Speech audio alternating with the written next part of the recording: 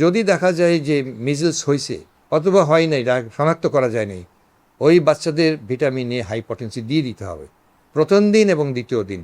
যাদের বয়স 6 মাসের কম তাদের প্রথম দিন 50,000, পরের দিন 50,000 খাওয়াই দিতে হবে একদম।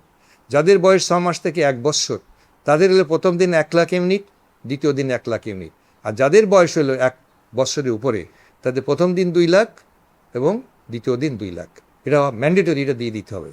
আর যদি কোনো বাচ্চার অলরেডি তার আই সিমটম হচ্ছে, সে চোখের দিকে মানে দেখতে একটু কম পাচ্ছে, কিংবা আমি বলি যে কর্নিয়াটা ঘোলা লাগছে, সে তাকাতে পারছে না, কমপ্লেন করছে, তার কিন্তু আরও একটা দিন দিয়ে দিতে হবে 2 সপ্তাহের মাথায় যেয়ে, যাতে করে তার শরীরে ভিটামিন এর স্থিতিশীল থাকে।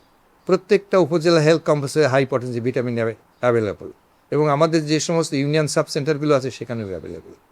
আমাদের মানে এটা আমি বলি যে আমাদের অভিভাবক যারা প্রত্যন্ত অঞ্চলে আছেন তাদের এই মেসেজটা দরকার যে জ্বর হয়েছে, র্যাশ আসছে, হাম সাসপেক্টেড, হাবের একটা সন্দেহ আসছে, এটা সত্যি সত্যি হাম হোক অত নাই হোক, vitamin A capsule high potency খাওয়াই দিলে কোনো ক্ষতি নাই। বরং যদি হাম হয় অথবা তার শরীরে যদি একটু ভিটামিন এর মজুদ বাড়ে, তাহলে আর যাই হোক তার এইটার ঘাটতির জন্য তার দৃষ্টিশক্তির কোনো প্রতিবন্ধকতা হবে না।